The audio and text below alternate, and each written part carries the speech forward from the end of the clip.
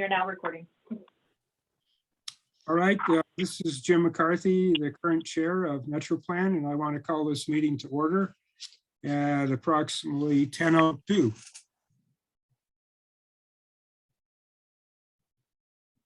And Rosie, can we have roll call, please? Rose call. Rose call. That's more exciting. Okay, Jim McCarthy. I am here. Patrice Horstman has notified us she will not be in attendance. Geronimo Vasquez. Not here. Austin Aslan. Here. Dana Coley. Not present. Regina Salas. Present. Jesse Thompson. Here. No alternates are here today, and MetroPlan staff, we have Jeff Milbeck. Here. Dave Wessel is not present, and myself, Rosie Ware, is in attendance. I show others in attendance. We have Jason James with ADOT. Here. Kevin Adam with RTAC. Present. Jeff Bauman with the City of Flagstaff. I'm here. I see that Geronimo Vasquez has joined the meeting. Are you, we're doing roll Present. call? Thank you. And back to others in attendance, I show we have John and Anthony with Sunshine Transport Solutions Corporation. Did I miss anyone in the roll call?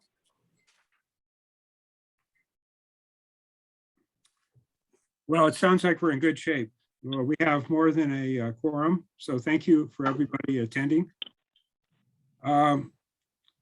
This is when we're going to do public comment, and the ground rules are the same as always. People can talk to anything they want that's not on the agenda. If it is something on the agenda, we would speak to it during that agenda item. We allow 3 minutes. Rosie, are you going to be timing, or should I do that? I can time with your, if you would like to time as well. Okay. So anyway, we get 3 minutes, and we can't really have back and forth because this is not on the agenda. But we could always put it on a future agenda, and then we could have a thorough discussion. So Anthony, I think you're up next. Are you ready to go? Yes, thank you for allowing us to provide a public comment today. My name is Anthony Buffa. I'm a co-founder and CEO of Sunshine Transport Solutions Corp, STSC, and also the CEO of a 34 years in business multi-stage venture capital and private investment company. I'm joined here today with John Marderosian, who's one of our co-founders, and he's going to discuss with you our request for a follow-up meeting. John? I believe that you should have a handout, and I'll talk to a couple of the points on the handout. David Wessel mentioned that would be true. We're bringing a solar-powered e-mobility solution to market, and it's based on well-established PRT technologies, innovative green solutions, and a best-of-breed technology approach. The company is comprised of highly experienced people with the relevant industry, leadership, and funding experience to bring this venture to market. On the handout, there was a list of system features. I'll summarize those. People save a lot of time using this system, time that's lost due to congestion because the system's elevated. It's on-demand origin to destination travel. That reduces the potential for contagious disease exposure from other travelers. People are safe and secure in their own personal vehicle, free from that kind of anxiety about strangers in public places. The station sizes are a very small footprint on the ground, about the size of 2 or 3 parked cars. Environmentally friendly, the solar energy provides all the power for transportation without using fossil fuels. It's a low operating cost, high efficiency system. Our goal is to have no subsidies. And it integrates well with existing modalities, allowing expansion of ridership in other existing modes. If people are in, they're enjoying a scenic ride above grade, and they can use the free Wi-Fi while enjoying the ride, and it's comfortable, quiet, and an ADA compliant design. The ease of use, you just pick a destination with a mobile app or at the station, like using a ride-hailing service or a taxi. Enter an empty vehicle at the station to ride to your destination without any intermediate stops. You get to depart alone or with others that you choose in your private vehicle. In preparation, we've reviewed the regional and Flagstaff plans, including the draft Active Transportation Master Plan, the Regional Plan 2030, the Flagstaff Carbon Neutrality Plan. 30 seconds, John. Our solution is aligned with the regional and Flagstaff plans and needs, including community equity.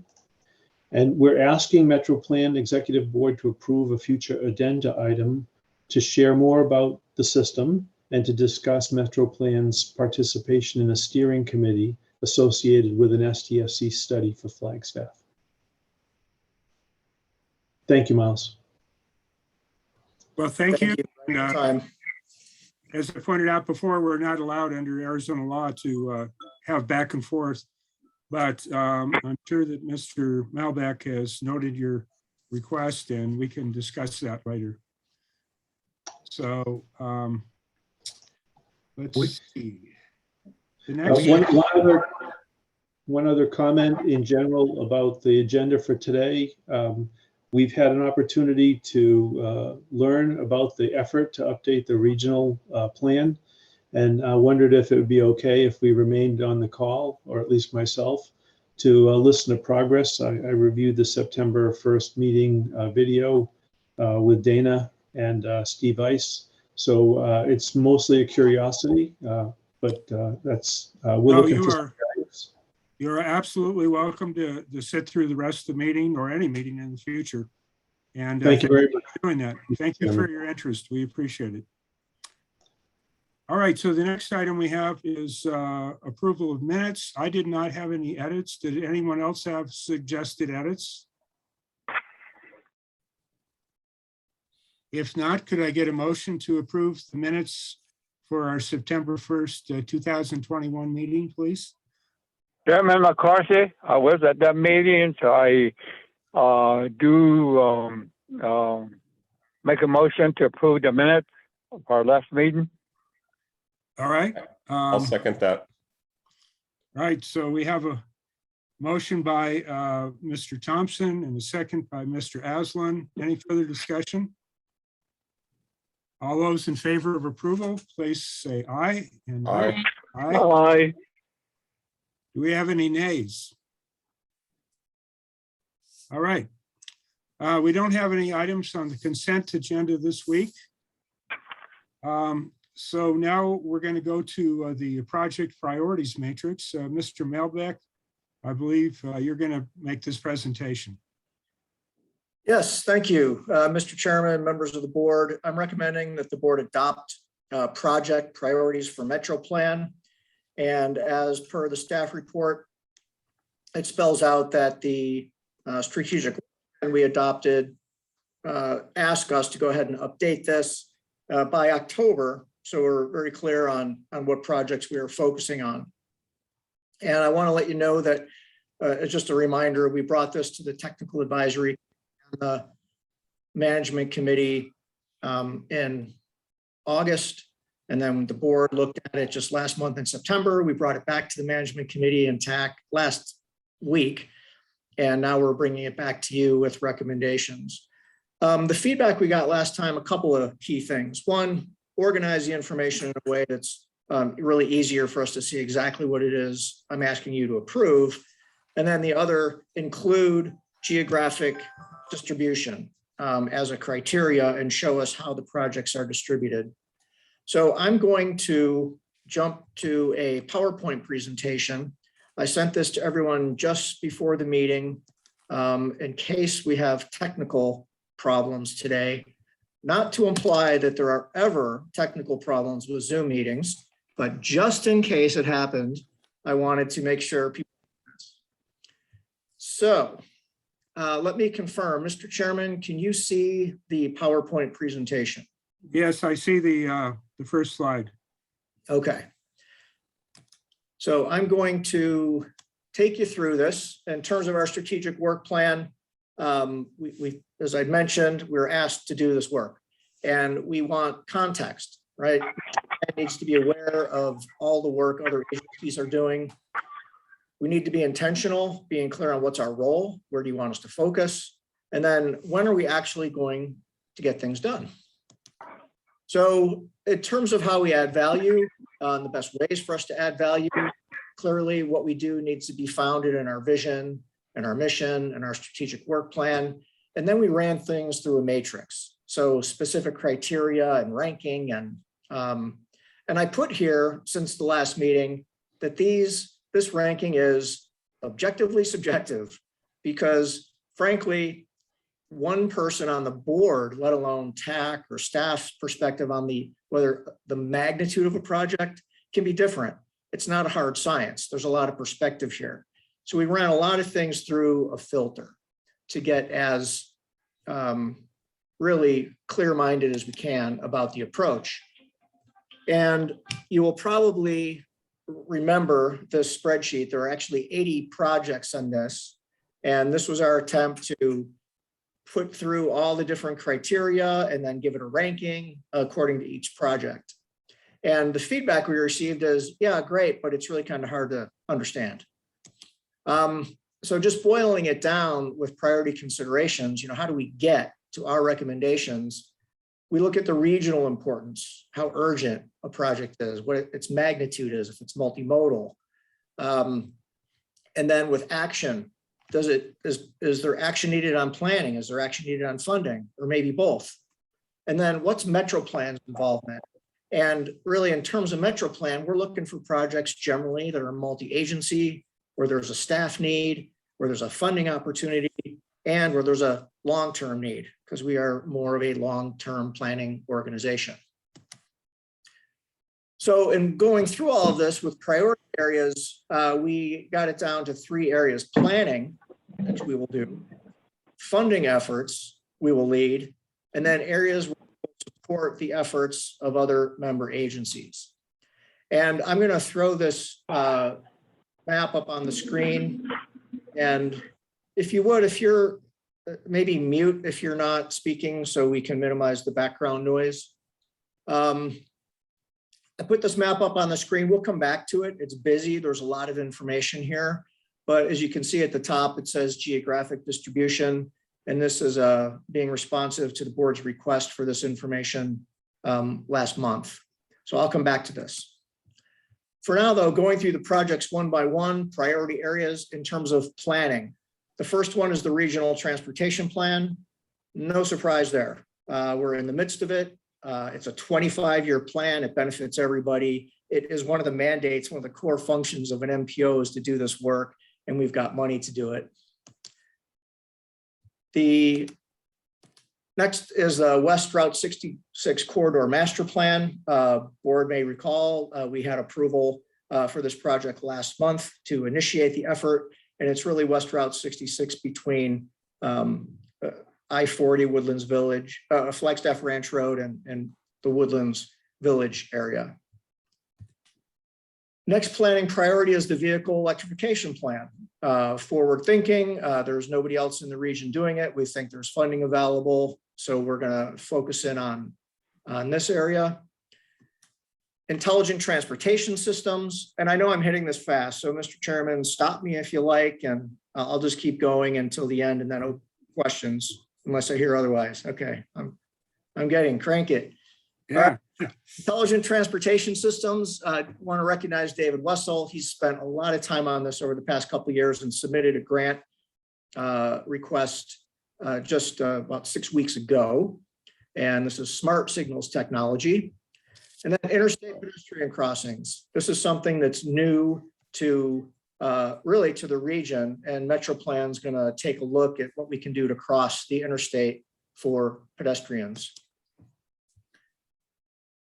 And then we get to funding projects. So funding efforts overall, pedestrian and bicycle projects.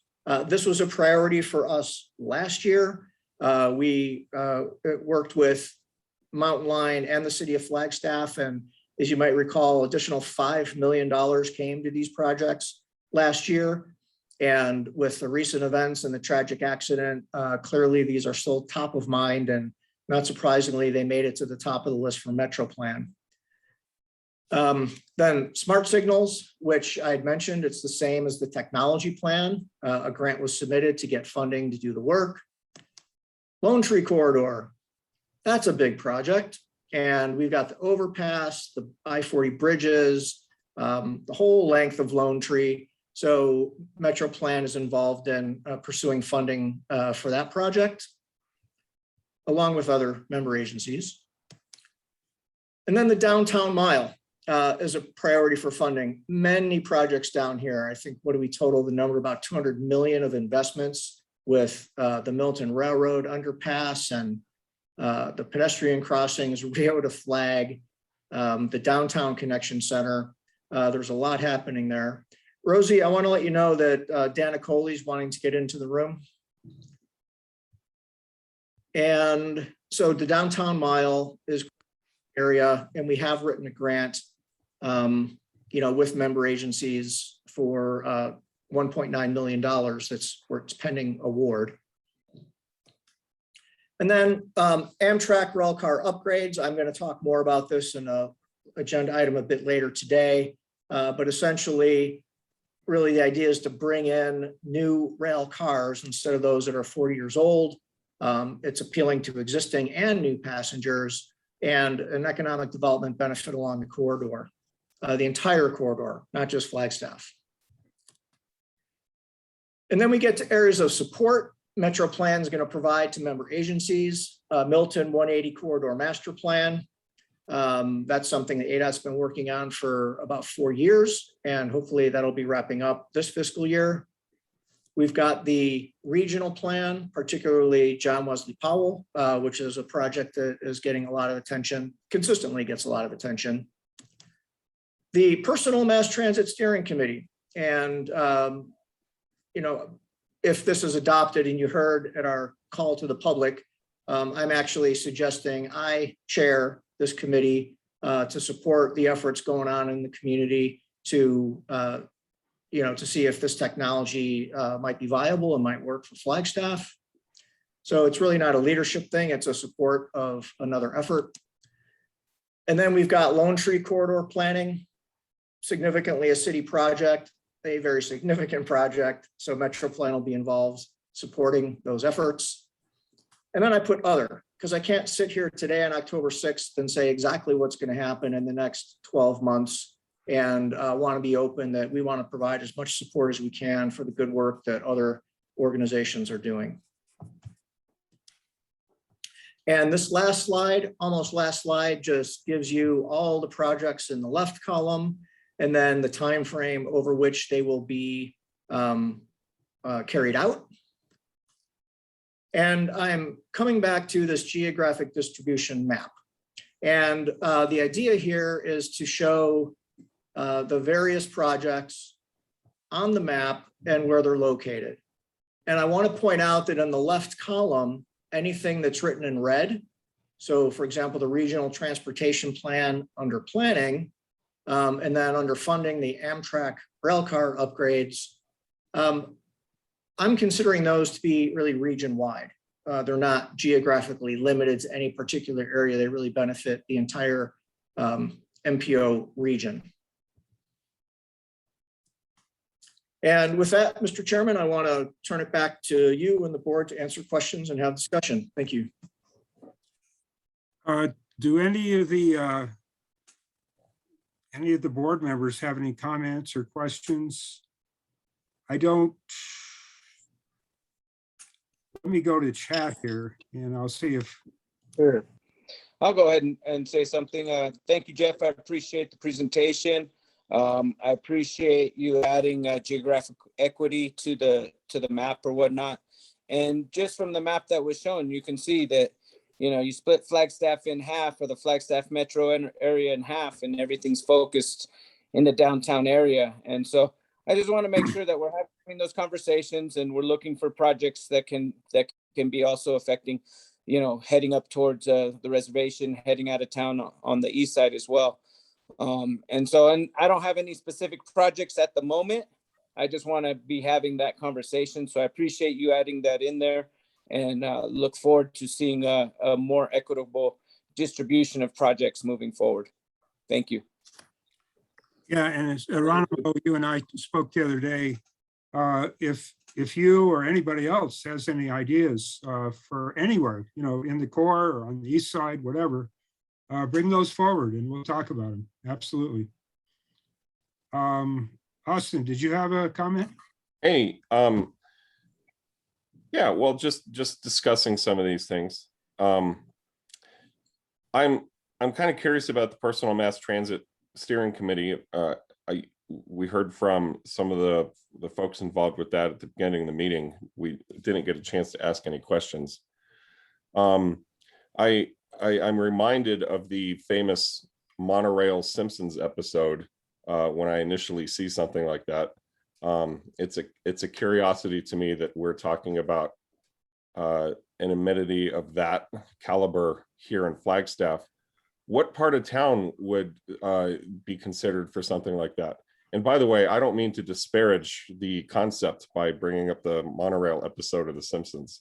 I just think it's sort of a humorous reminder for me. I think it would be an exciting project if something like that were to be piloted and tested out here. Just curious if regionally where that would go and how it fits into our larger thinking. Mr. Chairman and Councilmember Aslan, I'd like to respond to that first, and then I'm going to defer to the chairman if he wants to call on some members of the public on this. Councilmember Aslan, I appreciate the questions. And when this potential was presented to me, my thought was it's MetroPlan's responsibility really to be open to long-term planning and visionary projects and look for new solutions. So while I'm certainly not in a position to say, I love this, let's support it, I am in a position to say, I think it's my responsibility to be engaged and vet the process and see if I can help. So I have offered to be on to chair of the steering committee because I've been in the community for 30 years. I know transportation, I know the players, and that I could just be here to help facilitate through as the community this issue. That's really all I am prepared to commit to right now. And that's why it has made the list, Mr. Chairman. I think this is somewhat similar to the Amtrak discussion we had where Mr. Melbeck kind of organized a meeting. He made a list of questions and, I have questions on my head. So maybe the best thing to do is people that have thoughts about this, either pro or con, maybe send some of our thoughts to Jeff, and maybe Jeff, you could make a 1 or 2 page summary like you did on Amtrak. And then if it makes sense, we may have another meeting with the people that are proposing this project. But I think the first step is to kind of, assemble a list of questions and ideas, the pros and cons that we can come to right away. Does anyone else have, or Mr. Aslan, did you have any more comments?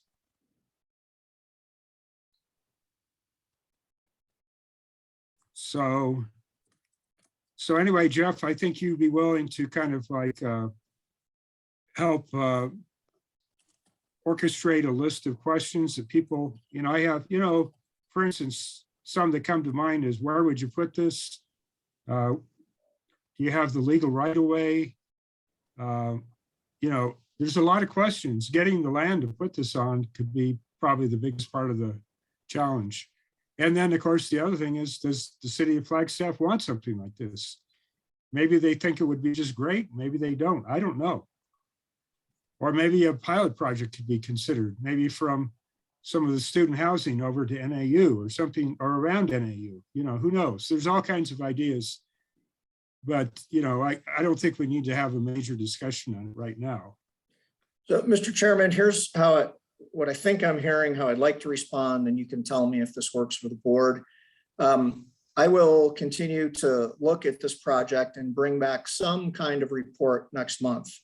It might be just, I'll put it on the agenda. It might just me be saying, here's what's happening, and it's very basic. And it might be me inviting the company to come back and share with you.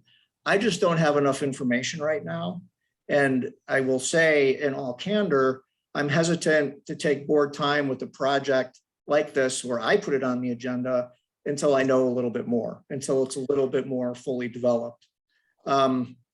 Again, and I want to say for the record, anybody can come and present to the call to the public at any time about really anything that's not on the agenda. But I'm hoping to put a little more structure to this and get to a place where I can answer some of the questions that were raised. So if board members have thoughts or questions, could they submit those to you and you could kind of make a list of them? Absolutely. Yeah, and this will just be an informal gathering of data and very preliminary, of course. Okay. Any other questions on this project priorities? And I'm not seeing hands or anything, so people could just speak out, board members. Jeff, I think you wanted a formal motion on to adopt these priorities as listed. Yes, that motion requested is in your packet. Let me see if I can't just put it back up on the screen for you. Well, oh, there we go.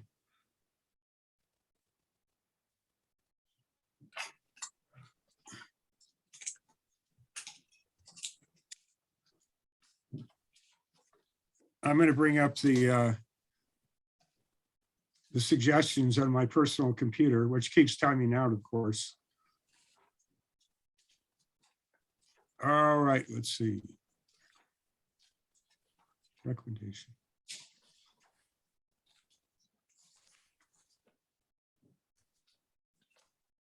Okay, so the agenda says update the project prioritization matrix.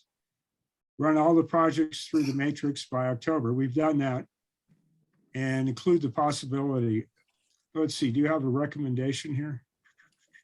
Yeah, Mr. Chairman. Oh, here we are, alternatives, right?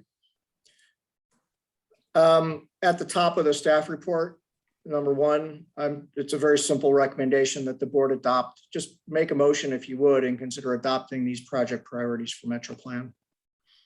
All right, so I'll move that we adopt the priorities as presented today and in the packet. Would somebody be willing to second that? I second. Regina Salas seconds it. Any more discussion on that? All right, all those board members in favor, please say aye. Aye. Aye. Aye. Aye, aye. Sounds like a Navy man there. Do we have any nays?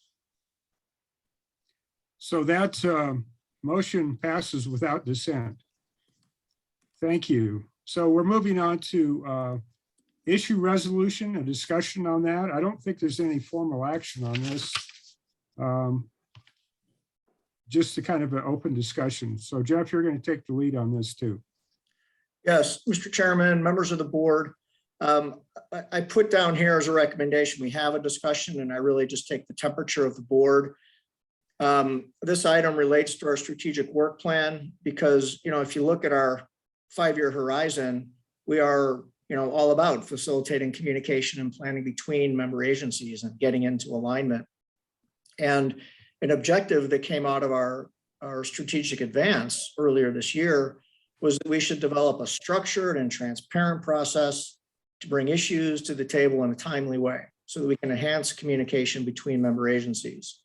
So we have until the end of the year, fiscal year, to do that. And so I started to work on it. And the staff report that you have, which I'll go through briefly, goes into a lot of detail about this topic. And essentially what it comes down to is, although we are all transportation organizations, we don't all see things in the same way. And the best example of that is the culture, the mission of Mountain Line to do transit is very different than the mission and culture of ADOT, which historically has been more focused on road and highway funding. Not to say ADOT doesn't do any transit, they do. I put up on the staff report and I found a major typo in here, and it's up on your screen right now. I've highlighted the 96%. This really just makes the point here. It's 96% of the federal funding is actually spent on roads. Only 4% is of ADOT federal funding is spent on transit, and then 0% of state funding. So there really isn't any state funding that goes to transit. And obviously Mountain Line spends 100% of their funding on transit. And I really like to approach this as, you know, our differences as member agencies is one of our strengths. It's not a weakness. And we have the ability to have very engaged dialogue and try to find the best solutions possible by, you know, challenging each other and allowing ourselves to be challenged by the perspectives of other agencies. And sometimes we don't agree. And I could think the idea with this measurable objective was that perhaps MetroPlan could be able to come in and try to facilitate discussion if there is a disagreement. And really, in talking this all through with the different member agencies at the TAC and at the management committee, and I'm going through the staff report fairly quickly here because I know, I mean, you've probably all had a chance to read it. Really, the conclusion from the TAC and the management committee, which I got to tell you, I really do agree with, is there's nothing for us to do until there's something for us to do. So in other words, for MetroPlan to say, we're going to predict there's going to be an issue at some point in the future, we're going to put together a procedure for how we can resolve it, is just too soon. And it's a case-by-case basis. So if something comes forward where there's a major disagreement between member agencies, and it seems like there's a role for MetroPlan to play as kind of an objective broker or facilitator between member agencies, well, then we can talk about that at the time and do what makes sense at the time. But to try to, you know, predict how it might all play out just seems premature. That's the feedback I got from the TAC and the management committee. And that's how I'm feeling too, based on doing this work I've done. And that's basically what the last part of the slide says, or the staff report up on screen. And with that, Mr. Chairman, I know I've been quick on this. I hope that's okay. I'd like to turn it back to you. Well, I do have some thoughts, Jeff, but I'm going to open it up to the other board members first. Any thoughts? Board members?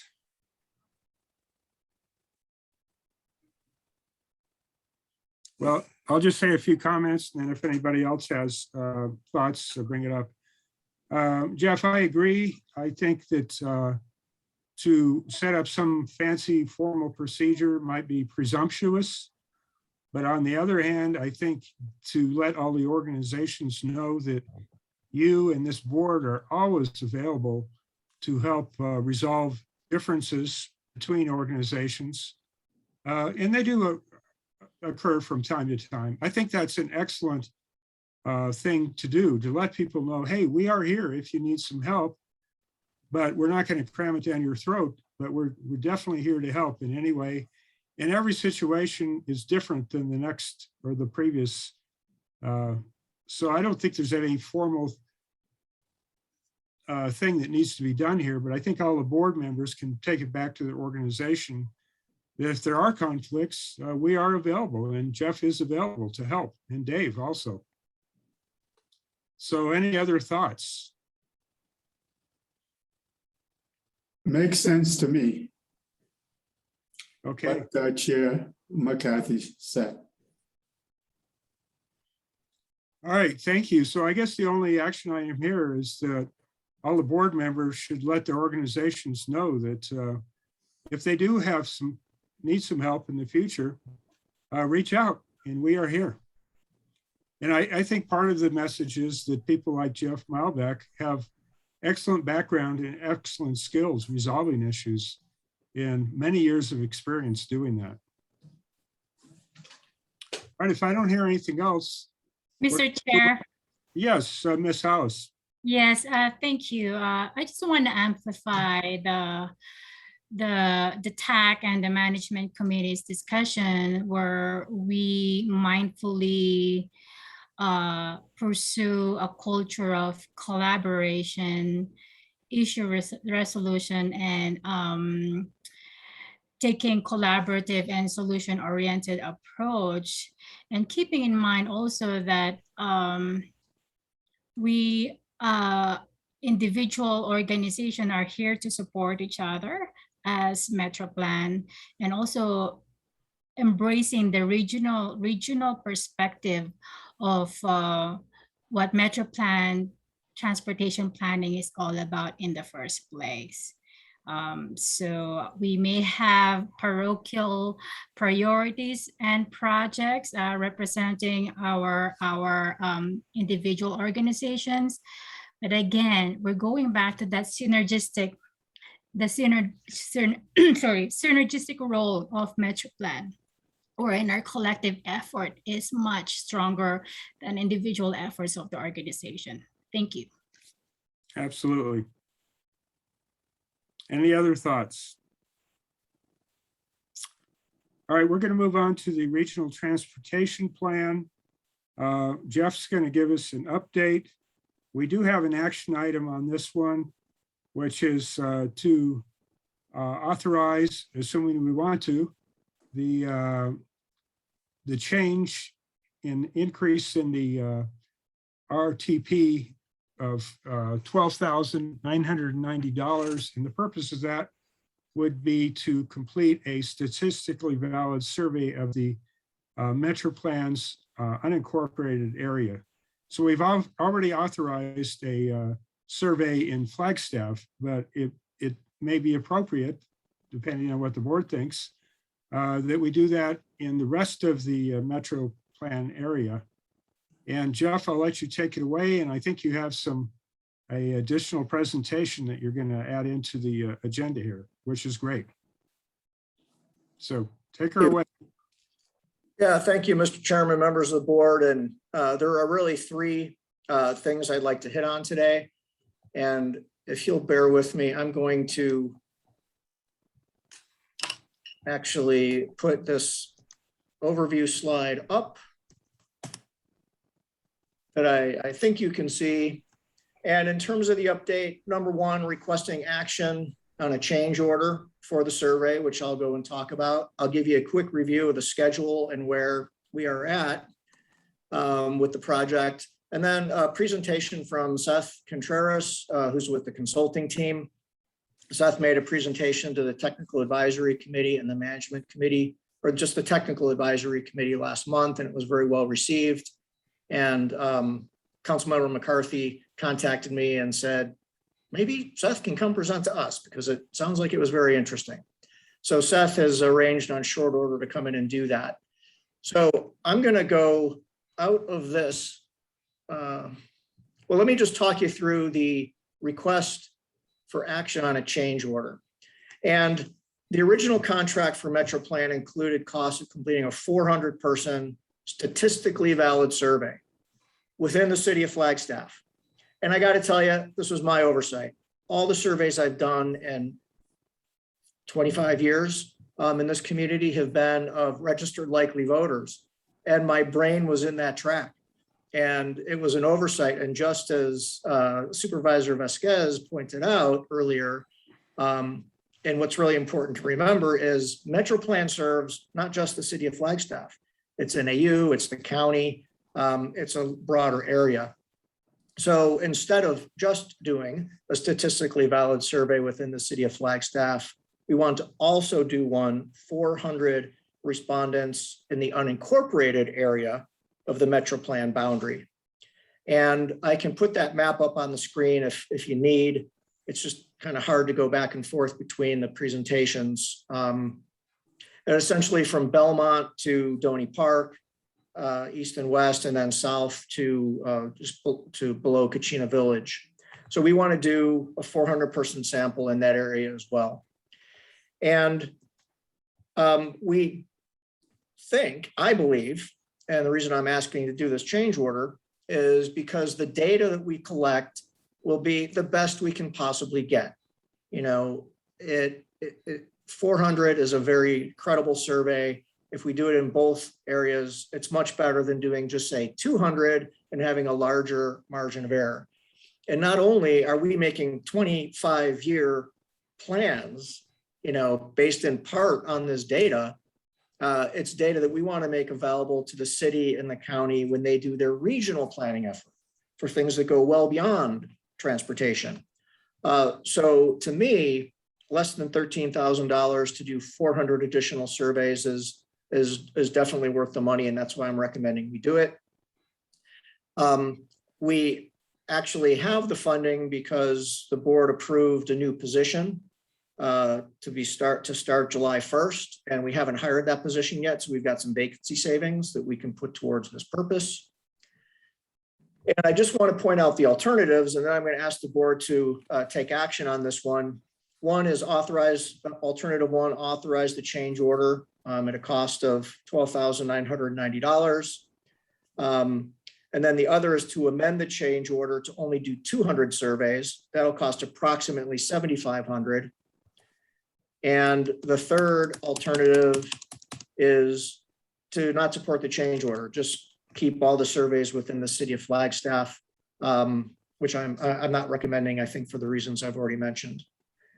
And I will go ahead and, well, if you need a map, I'll put it up on screen. I apologize for the tech that's a little bit, it's not ideal, but in your board packet, there is a map of our boundary on page 22 or 23, I think. And with that, Mr. Chairman, I turn it back to you. Thank you. All right, so I guess we're going to cover the change order.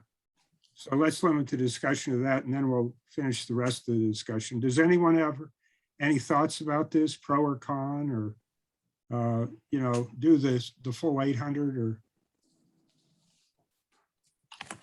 or in other words, do the 400 additional, or any thoughts? Well, I'll make a motion that we. Sure. I just want to say I appreciate about how MetroPlan takes care of transportation, not just for Flagstaff, but the all Flagstaff metro area. And then in there as well. So I'm supportive of that change order. Okay, I move that we approve the change order in the amount of $12,990 to complete a statistically valid survey in the Metro Plan's unincorporated areas. Second? I'll second. Any other discussion? Well, hearing none, all those in favor, please say aye. Aye. Aye. Aye. Any opposed? All right, that motion passes without dissent. So Jeff, I'll hand it back to you. Thank you, Mr. Chairman, members of the board. Briefly, I want to put the schedule up on screen. As you can see from this table, through fiscal year 20 or calendar year 21 into calendar year 22, we are going to get through all of our tasks. I did notice on this table, there's not a legend for what the tasks are, so I apologize for that. But I will say overall, it's the administration and the research and the project management and the public outreach and how each of these major components are going to move through a time frame. And ideally, we plan to have the final plan a year from today, coming back to you to request support or request approval. And we're on track. We'll tell you next month. The intention is to come to you with details on our public information program, and then to get in the field with the survey in November, and you'll start to really see things rolling. Right now, we're doing a lot of background research. And when I say we, I mean David Wessel and the consulting team of transportation planners and engineers who are going really deep. And I'd like to just introduce here Seth Contreras with the consulting team. And I'm going to invite Seth to put his presentation up on the screen. And if that doesn't work for you, Seth, let me know and I'll figure out a way to get it up on our end. Seth. Yeah, thank you, Jeff. Yeah, thanks for having me. I guess, yeah, having a good presentation 2 weeks ago, you wouldn't have invited me back. So yeah, happy to be here. Member, Mr. Chairman, McCarthy, members of the board. My name is Seth Contreras. I work with Fair and Peers based in Long Beach. I'm with the consulting team, BNN, helping develop the next long-range transportation plan.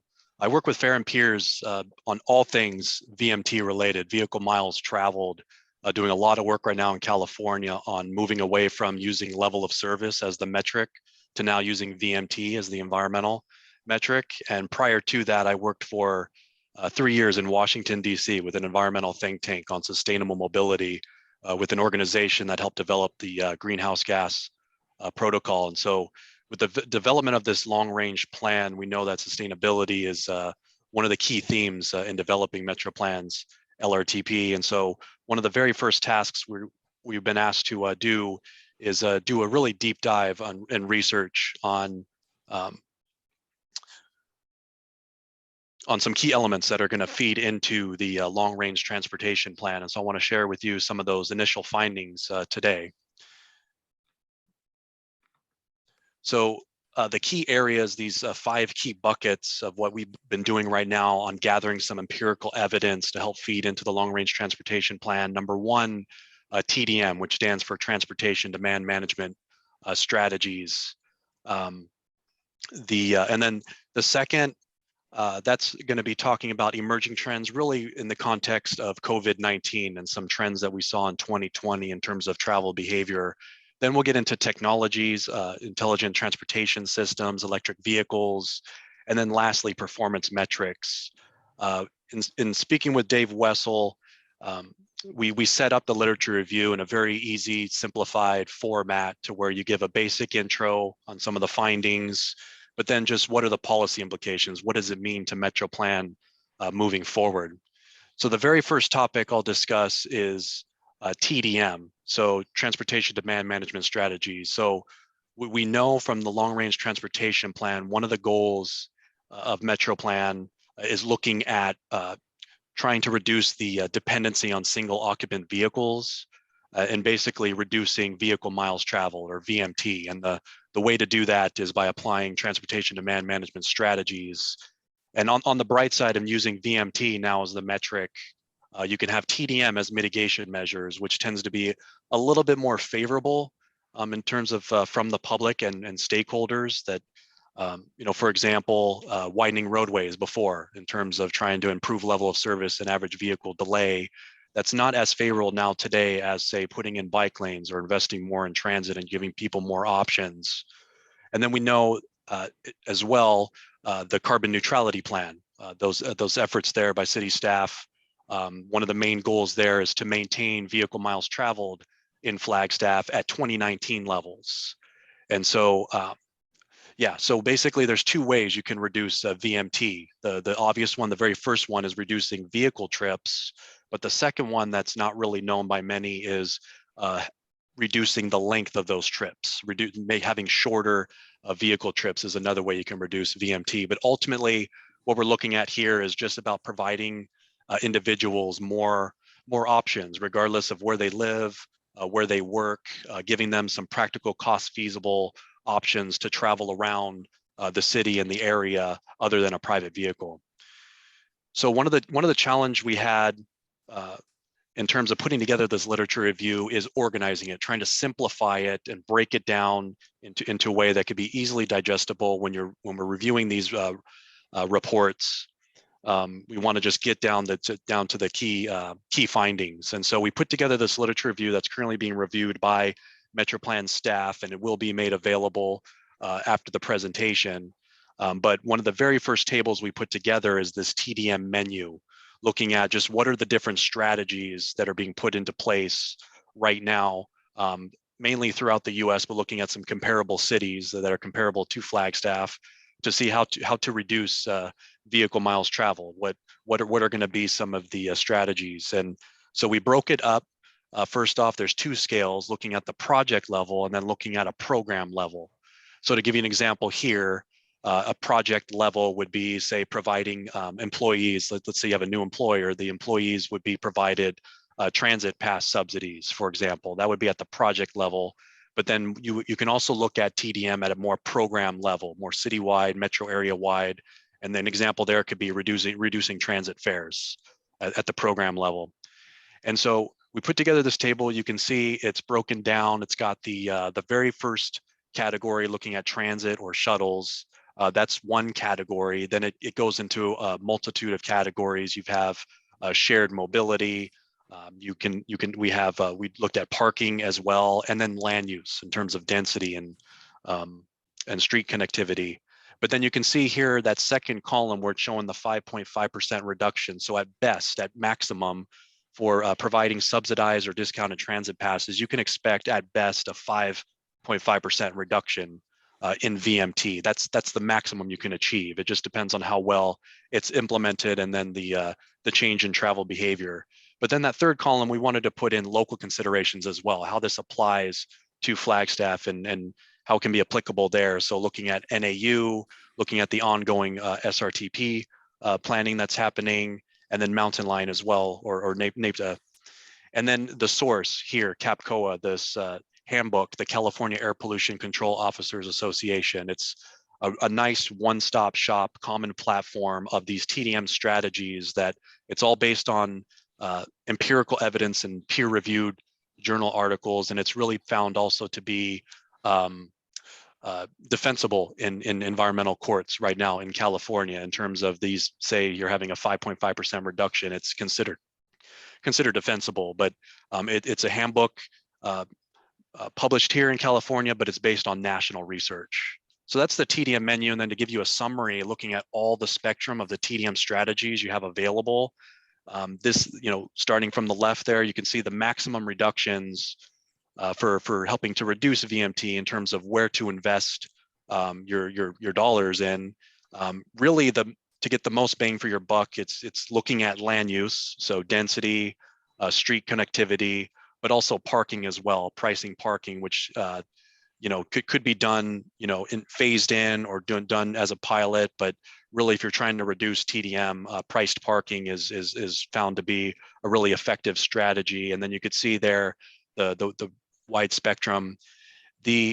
Also too, what's nice about these TDM strategies is it could be applicable whether you're looking at urbanized areas or more suburban areas, for example. So if it's a residential suburban community like Donny Park or Belmont that, where maybe transit may not necessarily be, as effective in reducing VMT, you could look at some other TDM strategies like pedestrian improvements, maybe putting in some local bike facilities. But there are options there where it just depends on the geography. And then, but yeah, the parking, I would say what we see tends to be the most effective in terms of reducing VMT. And then, so that's all really looking at the short term, within the first 3 to 5 years outlook, but the long range transportation plan, that's a 25-year plan looking out to 2045. So when you start to get beyond the 5 years, what are some TDM strategies that can be looked at in the Metro Plan area? And there are basically 4 schools of thought right now that are happening as we're seeing the shift away from LOS to VMT in terms of setting up something long-term. And number one example is a TDM ordinance where cities put in a point-based program where you have a new project that comes in and they have to follow this ordinance, just like a municipal code, where they have to put in some, say, TDM features where maybe it's bike lockers or showers or improving connectivities to local transit stops. That's one example, a TDM ordinance. Another one is a VMT impact fee or bank program, which I'll talk about just right now. But the other 2 is a VMT tax or what's also referred to as a mileage-based user fee, which is being piloted right now in the state of Oregon. kind of in a way to basically shift away from only relying just on the gas tax, since vehicles are becoming a little bit more fuel efficient. We're seeing a little bit more electric vehicles entering the market. And so with the VMT to help supplement the Highway Trust Fund, the VMT tax is being looked at in Oregon as a way to supplement the gas tax. But basically it's referred to as a user fee. And then also too, you could look at regulating new transportation impact studies by using VMT instead of level of service. But one example here, this VMT impact fee or bank program, you can kind of think of it like a cap and trade program where you have some incentives to help reduce greenhouse gas emissions by new development, and then taking those fees and reinvesting it into the infrastructure to continue to reduce greenhouse gases. And so here, for an example, you would have basically 3 different entities. So starting on the left, let's say you have a developer who's looking to bring in a project, but it's going to have a VMT impact, so they want to purchase some credits. So you would set up a bank, and the person to an entity to manage that, for example, region-wide would be someone like MetroPlan, where they would manage that fee and then identify a list of projects where VMT can be reduced, and then use that fee to then transition it to an entity to implement it, say the city, for example. And so this impact fee bank program, it's currently at its initial stages. We're seeing it piloted, but it's something to look at in terms of the long term, like more of a 5-year plus outlook. So that's all covering TDM. The second category that we took a deep dive into is emerging trends. So during COVID-19, we saw 2 key trends emerge.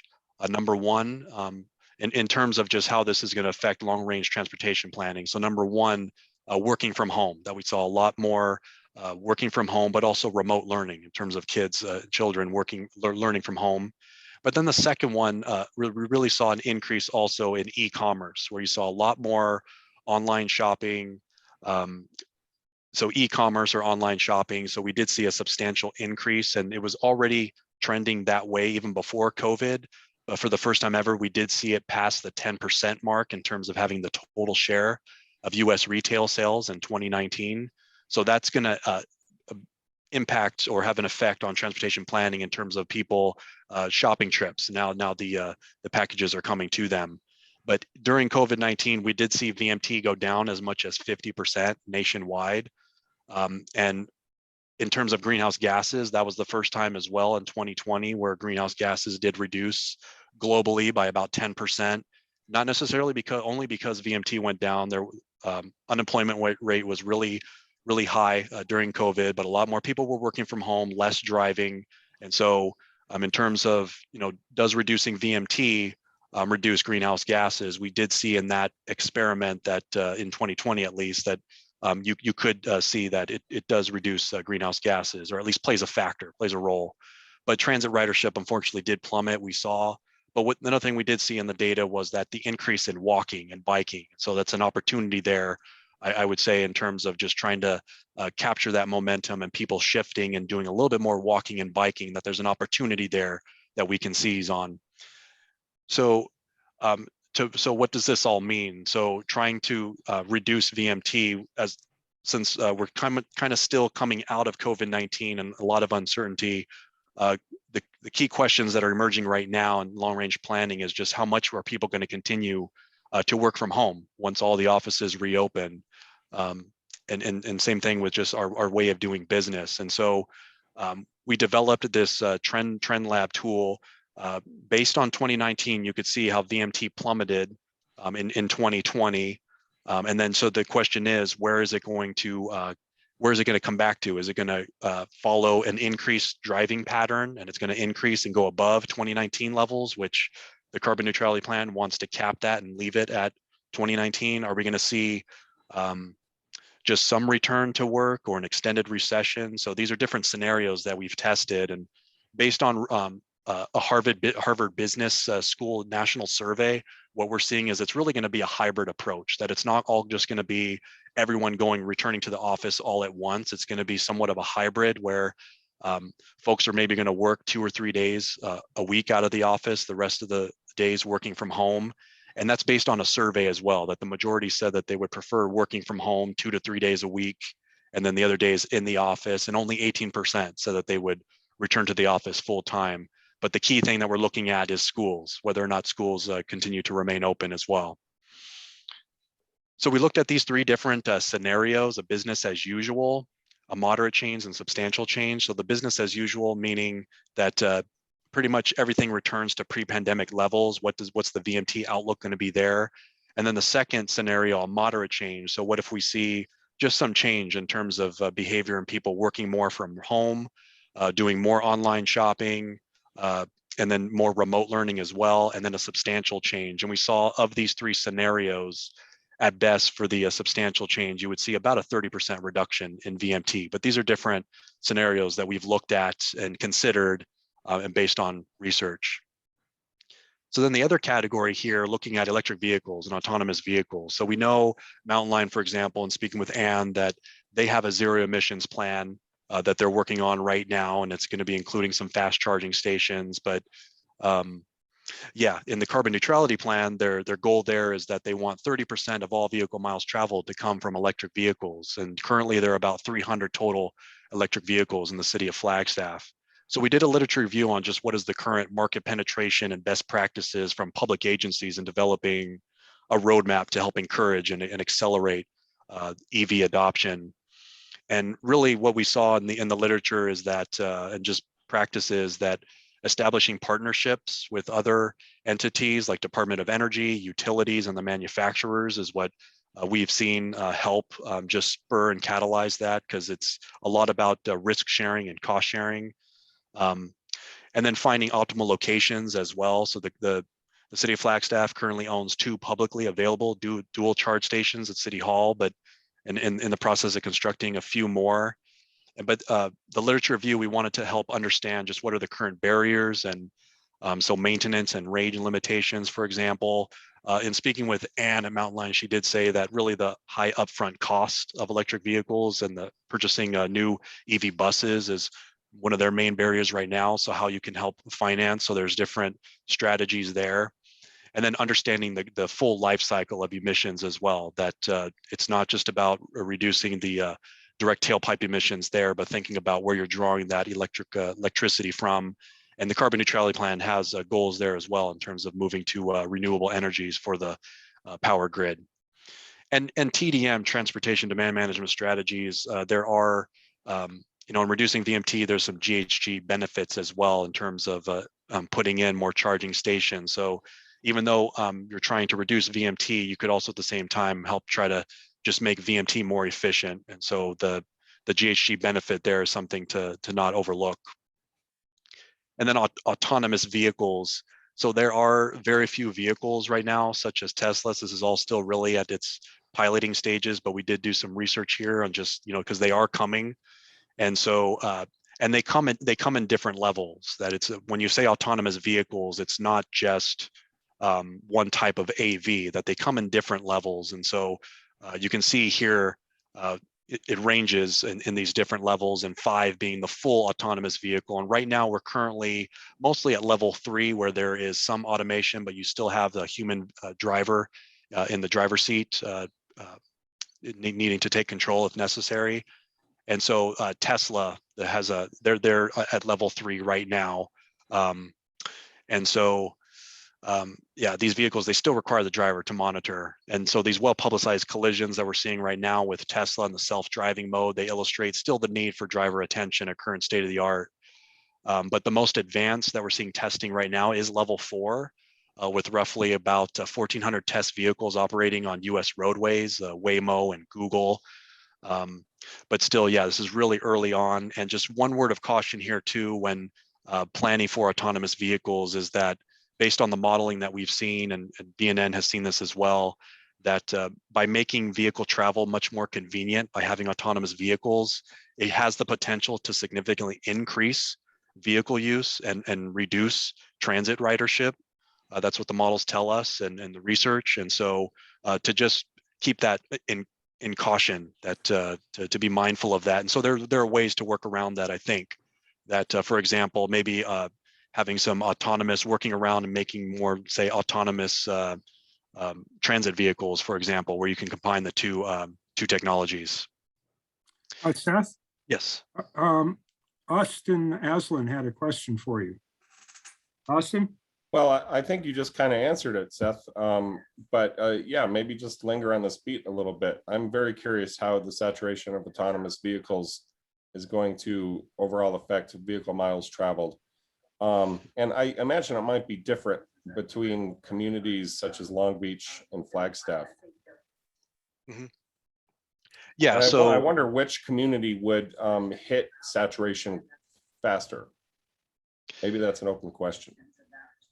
yeah, I mean, that's I don't have an answer to that, but you know, in terms of VMT, I mean, it does have a likelihood to increase VMT, vehicle miles traveled. And really, it's more about those long distance trips. When you're in a more urbanized area, the autonomous vehicles, we're not seeing a huge penetration. It's going to be more kind of a little bit more, say, suburban, intercity travel, since you can have that autopilot portion. But yeah, it's something to just be mindful of. It could increase VMT. But what we did see, one, you know, I talked about merging autonomous vehicles with buses. There was a pilot in city of Las Vegas in their downtown, so not in the strip, but in the downtown area where they do have some residents that live, and it's, yeah, they do have some tourists as well, just like Flagstaff. And they did a 1-year pilot where they had this really small 6-seater autonomous shuttle going around the downtown area, going pretty slow, but it was free. People could hop on and off. And they didn't have, I think they had just one minor collision for the whole year. But they found that it was pretty well received by the public. And that was because the passengers, they weren't in the vehicle by themselves. They were sharing sort of the risk being a shuttle with other people. So they felt a little bit more comfortable. And the shuttle was going relatively slow as well. That helped when you have a really small shuttle going around a little bit slow, maybe 10, 15, 20 miles per hour. It just helped them in terms of just less anxiety. But that is just, I think, a good promising study in terms of trying to adapt autonomous vehicles more towards sustainable modes and not just relying on the Teslas and the Googles and Waymos to bring in autonomous vehicles to the market. Well, when I game this out, what I see is a lot less need for parking in dense urban areas. What do you think about that? Yeah, so I mean, curb space is, you know, that's a limited resource, right, that you're trying to manage. And yeah, in terms of parking, then on the flip side too, then you might get the argument that that autonomous vehicle would be just deadheading or cruising around. So what City of New York has done in terms of Uber is they are now regulating where Uber, their drivers, they can only deadhead or cruise for about 25% of their time. Once they reach 25%, they have to leave the area. So there are ways you can put in policies to manage that, where that vehicle doesn't cruise, but then yeah, that opens up more curb space to where you don't have to limit it just to parking. Thank you for the conversation. Yeah, thank you, Austin. Are we doing okay on time, Jeff? I'm almost done. I'm on the last piece right now, performance metrics. I think this is yeah, really important. I'd like to cover this if that's okay. Please do. Okay, thank you, Chairman. So yeah, the last piece here, performance metrics. Yeah, here we're talking about really just trying to measure the health of the transportation system when you have different modes going on that you're trying to really, you know, measure here. What is the health, the status of the transportation system? And I use health as a metaphor here, whereas, you know, when we're measuring our own health, we're, you know, we take our weight, our blood pressure, and so forth. And so these performance metrics is a good way to help us just track just how well we're doing in terms of these investments, and are we on the right track in terms of trying to, say, reduce VMT. And so we put these performance metrics as we started to compile and build off of Blueprint 2040 and the performance metrics there. We wanted to do our best to organize them in a way that was simplified and easily understood, because you can have a whole laundry list of performance metrics, but they all are interconnected. They're not really independent, that they do work with each other. And I use the metaphor like an orchestra, for example, that when you have an orchestra of all different instruments, all these different performance metrics, when they work together and play together, that it just, can create some really nice music. That here, I think these performance metrics, we have a good opportunity here to really synchronize. And so we put them here into these 3 categories, and they're really based off of really mainly ongoing efforts right now: the carbon neutrality plan, the short range transit plan, the Arizona strategic traffic safety plan, and the active transportation master plan. So by taking advantage of all these different efforts that are going on, we can really use this long range transportation plan to just leverage all these ongoing efforts and not duplicate. Yeah, we've got these 3 different buckets here on the left, focusing performance metrics related to the environment. So one example there of the performance metrics being VMT, the second bucket being equity, and then the third one being the economy. And so also too, I just want to add as well that when it comes to carbon neutrality plans or VMT plans, that, from what we've seen, especially here in California, that when trying to reduce VMT, there's going to be some trade-offs too, in terms of just trying to improve congestion and travel time as well. And so that's why we have travel time listed here as a performance metrics, because there's going to be some trade-offs that people are still going to drive, and there's still going to be some traffic. And so you're not always going to have projects that are going to be in the positive column for VMT. You're going to have some negative, but overall, what you're aiming for, what you're trying to achieve, is that it's favorable towards reducing VMT overall. So that very first one, the environment carbon neutrality plan. So the VMT. So we've got a list of performance metrics here, and it's also based on feedback that we got from the advisory group from the RTP. And one feedback we got there was to be a little bit more specific on the performance metrics and the target. And so we brought in now some specific targets for these different performance metrics and their reference. And you can see a lot of it's coming from the carbon neutrality plan, which was adopted this year. And so for VMT, for example, they're looking to reduce VMT, total VMT by 70%. You can see I put in parentheses there, per capita. We're in discussions right now in terms of really defining this performance metric, because if you look at just only total VMT, you're not accounting for growth.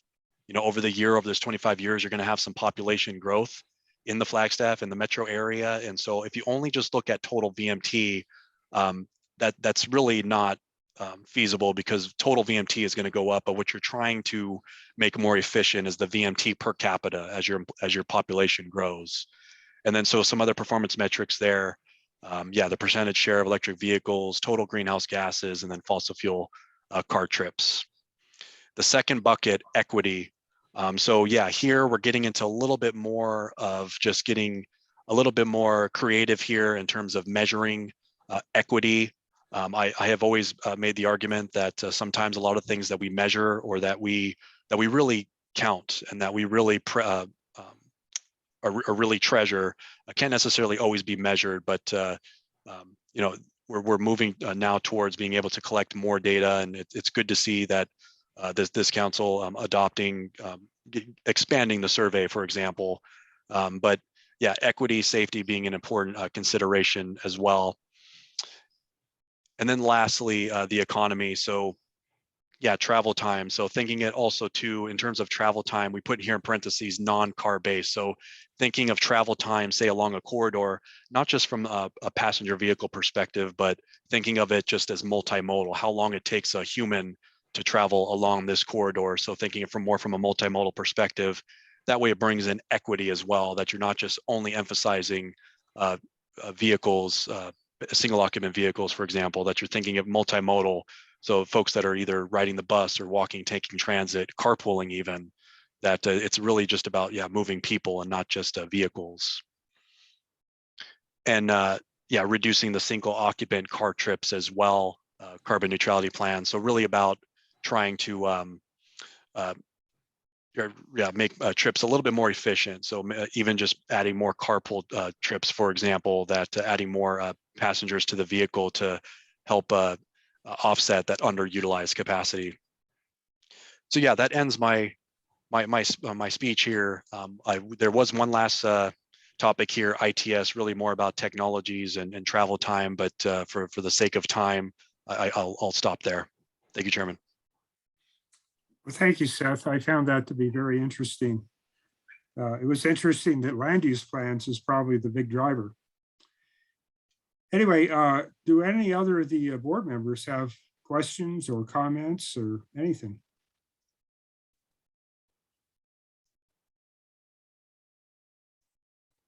Not seeing any. Jeff, I think, did you have some more to talk about on the RTP?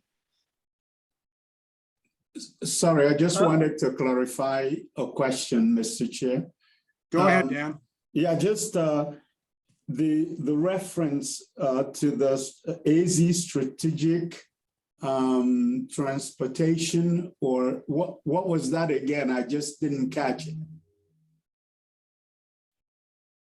Seth? I think it's the second to the last slide of your presentation. Yeah, that was referring to, thank you, Councilmember. That is referring to the 2019 Arizona Strategic Traffic Safety Plan. Okay. I believe that's authored by ADOT. And so that's referring to the safety performance metrics in terms of trying to reduce annual crashes involving pedestrians and bicyclists, that they have a target there in their traffic safety plan. Thank you. Thanks. Thank you, Dan. Any other questions or comments? Jeff, did you have some more on the transportation plan? Mr. Chairman and members of the board, no, you adopted the change order. I appreciate the interest. I really appreciate the work that Seth and the whole team at Burgess and Nyepel is doing. And thank you for bringing the information to us today, Seth. Yeah, and a special thank you to Seth. I don't think you even got asked to do this until like last night or something. So thank you so much for being available. Yeah, no problem. I mean, the irony too is the conflict I had was just an internal meeting here at Fair and Peers with our climate and resilience team, but I can just get the notes from that later. But yeah, thanks for inviting me. Appreciate it. Well, hopefully it was helpful. Appreciated.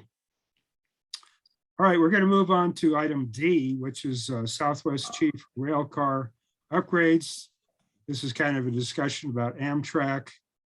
And Jeff, do you have some comments on this? I do. Mr. Chairman, members of the board, I think you can see the agenda packet up on the screen here. I'm just asking for some direction, not a formal motion. The board essentially already, in the priorities adopted that I do some work here. I want to let everybody on the board know what we're doing so far and let you know what my plans are and just see if you have any general input.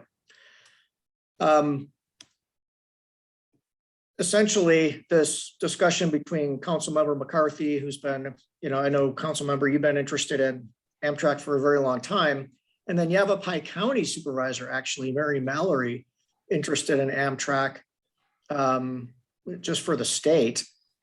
And I had some initial discussions and then convened a meeting to talk about the possibility of bringing in getting new rail cars for Amtrak, the Southwest Chief. And so there's some project merits that I want to point out here is it's one-time capital costs. So it's often easier to get these types of things than ongoing expenses. Theoretically, the case is it'll be reduced operating and maintenance expenses because the rail cars will be new. There's this idea of it being Amtrak being more appealing to new and existing passengers. And then really economic development benefit if more people ride and they're attracted to the amenity that all along the corridor from Chicago to Los Angeles, that there will be benefit. And I know that I often look at, as a transportation planner, sometimes the track is really an obstacle. It's hard to not see as an obstacle. And I love this project for the possibility of really seeing the benefits of Amtrak and of rail through our community. So we had an initial meeting, and I just want to go ahead and I think I can click on the project scope statement and share with you that the purpose of the project is to support, and I put lead if necessary, an initiative to get new rail cars procured for the Southwest Chief. And in the project description, and I tried to frame this and then share it with the different people who are on the ad hoc working group. Some of the under project description that we would try to get political support and expand the group of advocates and really create some talking points with the desired results, hoping to end up with new rail cars by 2023, and the possibility of even Southwest Chief service levels being increased, certainly maintained. Now, one of the things I want to say is, point out the obvious so that you know that I'm aware that you're probably thinking, look, Milebeck, this is Chicago to Los Angeles. Why would Flagstaff, MPO, Metro Plan lead an effort that is that big? And I think the answer I would give to that right now is just to try to get some momentum going, just so that we can probably engage in the national effort and find a way we can support what's happening. I don't have visions of trying to get the state of Illinois and California behind some effort that Metro Plan is leading. I think that's way beyond us. But I do think it's worth us putting time in, myself putting some time in, since it's really just staff time, to see if we can't get some leverage on the project. And with that, I'm really asking to take a temperature of the board, how you would prioritize this project within our 15 priorities. And there's a possibility you all say, we love this, go for it. You might say, not so sure. So I'd just like to hear from you, Mr. Chairman, and see if there's any discussion from members of the board. And also, I want to point out Supervisor Horstman is trying to enter the room. Mr. Chairman. Okay. I'll make some comments first, and then I'll open it up to the board members. Really, this is part of a bigger project, which is to maintain long distance train services. There's been a lot of efforts by certain people that want to get rid of long distance trains. They don't mind subsidizing the airlines, but they don't think any money should go to Amtrak. We've expanded our airport quite a bit, but I remember a few years ago, before we increased it so much, the number of people that came and got on or off on Amtrak was about 30% of what it was at the airport. That's significant. It brings a lot of people into Amtrak, into Flagstaff. People those go out to dinner, they'll get a hotel, they rent a car, they'll go to the Grand Canyon, they come back, they rent a hotel, and the next day they leave, but they leave a lot of their money here too. So economically, it's important. Amtrak's important, and it's another option for people that don't like to fly or whatever. I'll have to admit, I prefer Amtrak. I've taken it many, many times from Flagstaff to LA I've taken it to DC, I've taken it to Chicago, I've taken it to Seattle. So getting back to the project, I don't envision this as a big effort on the part of Metro Plan. I envision this as a fairly minor issue, involving some letters, maybe a few phone calls here and there, and we'll see how we can help the overall issue.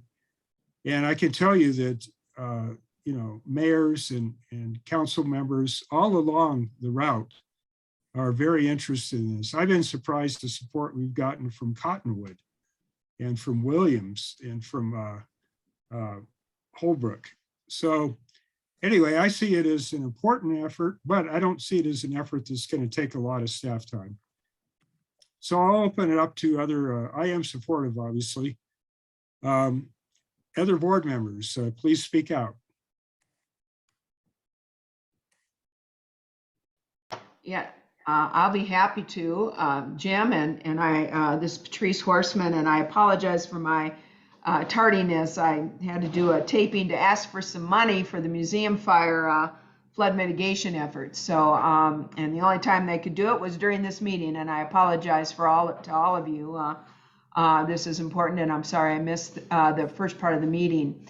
And I just want to speak out, Jim, in support of this. I also don't think it's going to take a whole lot of a Metro Plan time or money, but I think this is an important project, and I'd like to see us go forward with it as well.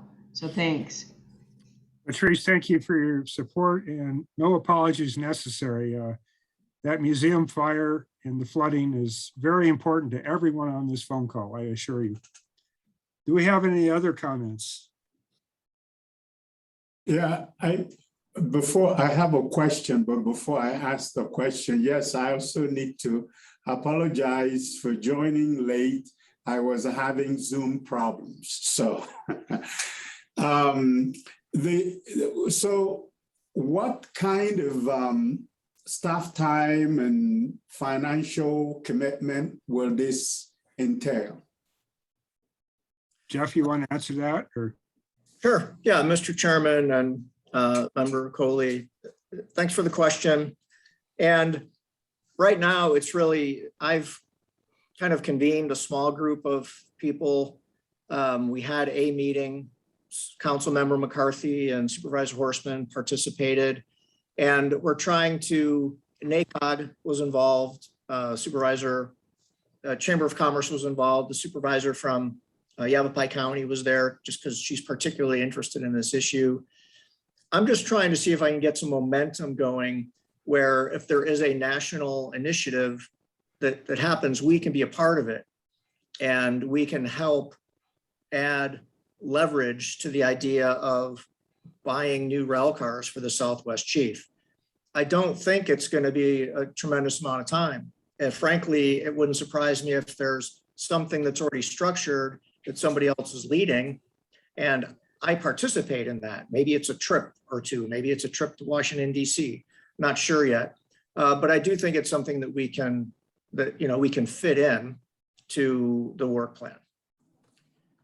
Thank you. And I think, this is a great idea and I support it.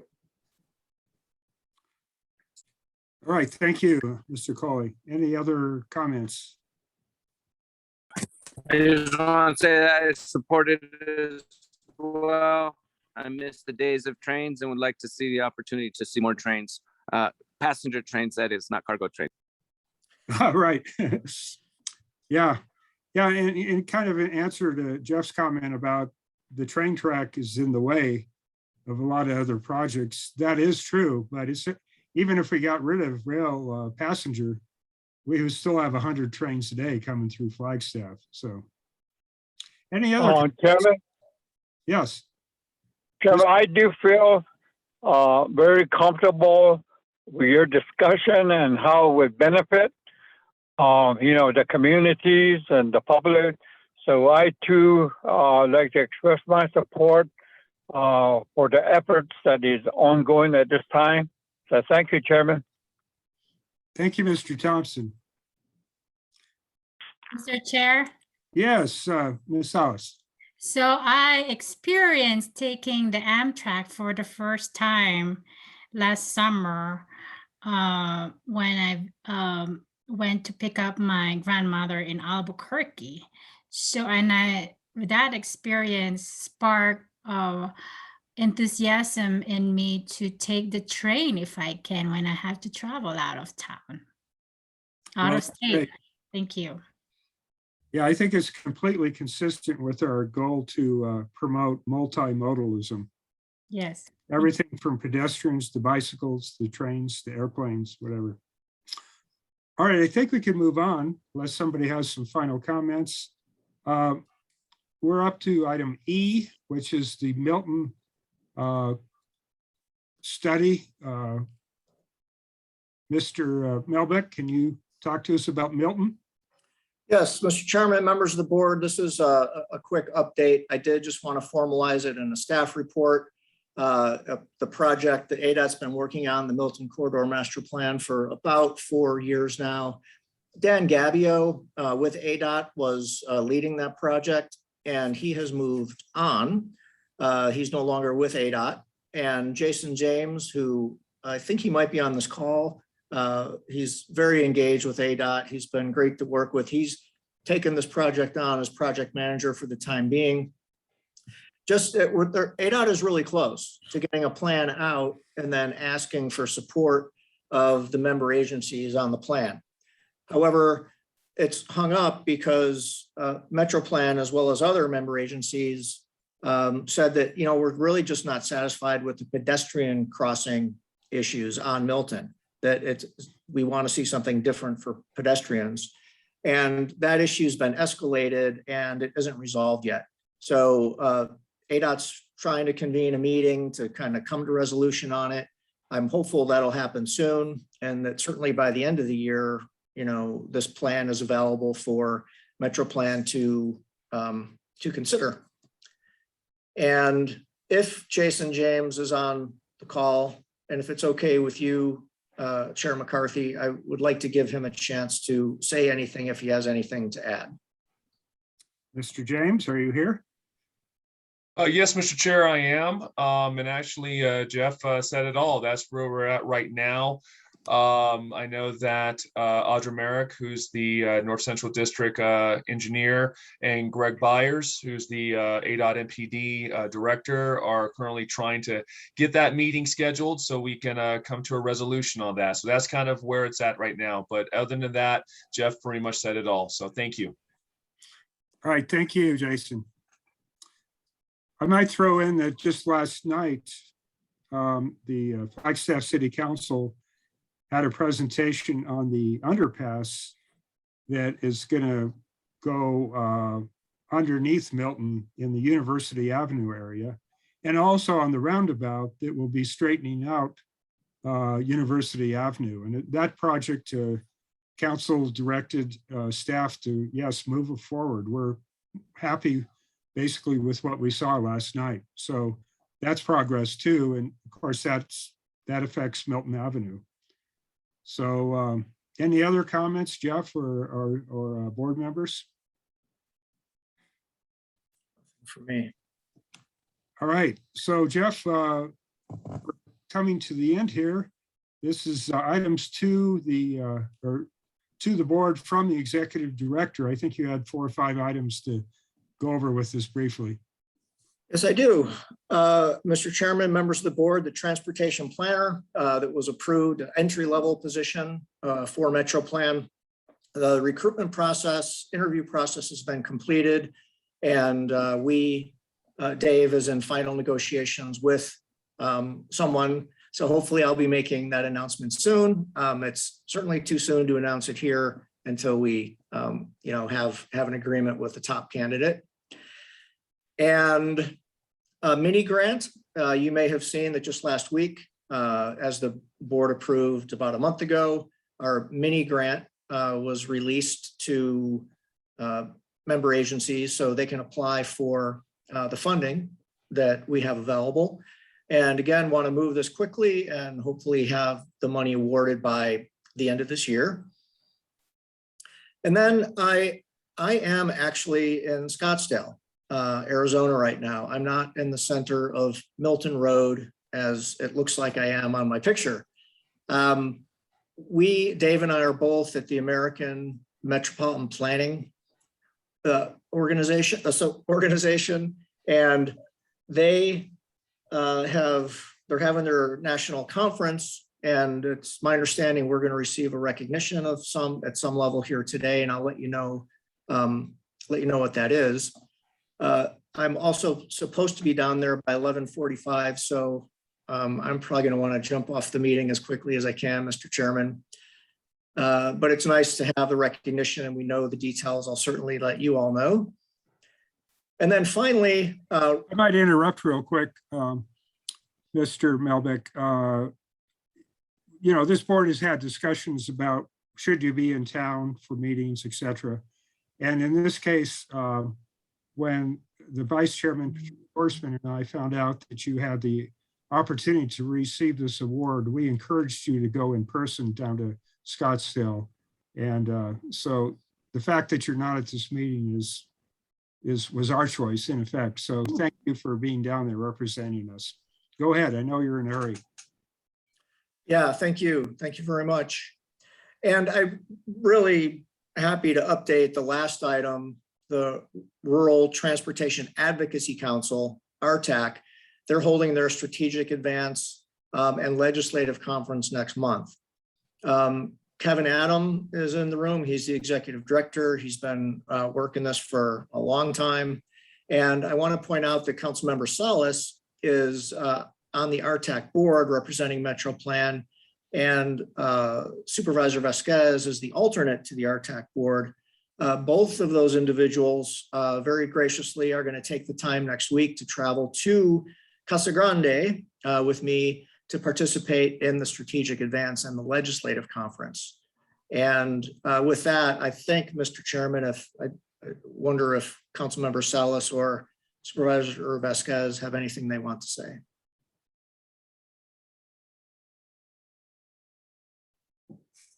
Looking forward to it, Jeff. And we'll Yes. come back with reports. Myself as well, I'm looking forward to it. Had the opportunity of talking to some folks with RTAC that are involved in RTAC at the CSA legislative conference. And so I look forward to meeting them in the content what we can bring back for you guys. Thank you, guys. Jeff, is that it on from the director? Yes, Mr. Chairman, that concludes my report. So the only thing that we have left is that, well, I'll mention that the next board meeting is on November 3rd. And then we're going to go around. I'll ask each of the board members if they have any comments to make informally at the end of the meeting here. Jeff, if you need to leave, feel free. We can let you know, but why don't I just go down the list? Patrice Horstman, do you have any comments that you'd like to make? Well, of course, I'm so sorry missing most of the meeting. I did have an opportunity to discuss with Jeff prior to this meeting, the Metro Plan project prioritization and the processes and the update. And I was very supportive of what he had presented. I'm not sure what the response was from everybody else, but I was very supportive of his prioritization and his planning. And I also was supportive of, increasing the input from out of Flagstaff area residents here in Coconino County to get their input to help us in our planning. So I appreciate Jeff taking his time to kind of keep me up to speed, and I was very supportive of the recommendations he was making. And those items you mentioned were passed by the board. Oh, good job, board. Thank you. Mr. Vasquez, do you have any comments? Sure, I just appreciate the conversations on how we're advancing forward with our transportation plan, and I look forward to getting a better sense of what that looks like in the state realm at our tech next week. And again, I just appreciate the conversation around geographical equity and look forward to seeing how we can help form that moving forward. Thank you. Absolutely. Thank you, Romano. Austin Aslan, comments? Thank you, Mr. Chair. I just want to send off with a couple thoughts, considering the public participants we have in the call with us, and also Seth. We were talking about John Wesley Powell a lot last night at our council meeting, and I just want to frame things. This is a really exciting time. We are all at the switchboard for some big changes, some cultural shifts, ways we're thinking about transportation, the technologies that are available to us for how we move forward. And it just seems like, there's a lot of futuristic visionary stuff, Epcot Center, sort of ideas that are out there, but that's not in the future anymore. It's now. We're here. these new ways of thinking and these new ways of doing things and these new ways of moving ourselves across the landscape are here. It's no longer theoretical, and it's no longer pie in the sky 40, 50 years out. We're living it. And these decisions that we make are about now and about how we move forward, and making that break from the thinking of the past is essential. It's critical, and it's the right thing to do. And I'm just very proud to be a part of this group and to be able to leverage all of this fun, exciting stuff and pay for it, and provide that leadership that other communities throughout the rest of the country and the world can appreciate. So just an exciting time, and looking forward to new partnerships, new ways of thinking about things. Again, I don't want our guests to come away thinking that I was being disparaging when I mentioned Simpsons in the monorail episode. You're probably aware of that. If you're not, you need to go watch that episode. But we're here. The future is now, and we're doing some great things, and very excited to be a part of it all. Thanks. I'll follow up on that. When we moved to Tucson in 1957, we made a trip up to Disneyland, and they had a display in Disneyland about all these freeways, which of course back then that was like this new great idea. And there it was at Disneyland. Well, now we see other things at Disneyland. Some of those may come true. So the future is now. You are right, Mr. Aslan. Okay, Dan Nicoli, what's on your mind? Sorry, no other comments from me. Okay, well, thank you. Good to have you here. Thank you. Regina Salas. Thank you, Mr. Chair. Well, I look forward to connecting and engaging with 10 MPOs and COGs at the Rural Transportation Advocacy Council. And I also want to I think Mr. Kevin Adam may still be on the call, but thanking him for his leadership to get that Rural Transportation Strategic Planning and Legislative Conference going. I just want to leave this meeting because I have to go for another meeting about Rio de Flag. I just want to thank you to our, say thank you to our guests today. Very informative and engaging discussion. I want to close by stating the mission of MetroPlan Greater Flagstaff, which is to leverage cooperation to maximize financial and political resources for a premier transportation system. And I'm sorry, Mr. Chair, I have to go now. Thank you. Okay, I think we're about done anyway. Thank you, and appreciate your help. So Jesse Thompson, and then I think Patrice maybe had a follow-up comment. No? Jesse? Thank you, Chair, and as well as board members, visitors, staff from Rural Transportation, as well as ADOT, Jason James. Of course, most of you know that a lot of ADOT projects come from the communities, and a lot of reviews are made of these projects and move them up. And when they do make it up to the top and come before the board, I support all the projects coming from the area that I represent. Unfortunately, I cannot say the same thing for projects that could come from the rural and remote area communities.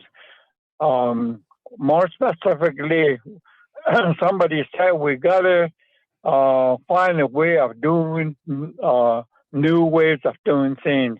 One thing I've been pushing for is to get the state of Arizona, especially ADOT, to get more involved in helping maintain some of the roads on the reservation, because a lot of the reservation roads are used by school buses. And even from here, from Flagstaff, they go out on the reservation, and Winslow, Holbrook, Page, and all that area, Cayente, Peñon, And these kids have to deal with having to go through mud and washout and all these. So there's got to be a way of bringing the state of Arizona into helping out. So that's a big issue. I know it's hard, but I keep pushing it. So thank you very much, Chairman. You're most welcome. And I think our supervisors from the Coconino board would agree with those comments based on other discussions we had earlier today. Anyway, I think I'm about ready to adjourn this. Does anybody have any final thoughts before we adjourn? All right, so here it is about 11:47 or so, and we're going to adjourn on time. So that's good. Thank you, everyone. And I do appreciate you. everyone on this call as a leader in this community. And that includes you, Seth. So. Thank you, Jim. Thank you. We're hereby adjourned. And Anthony. Thank you. Thank you.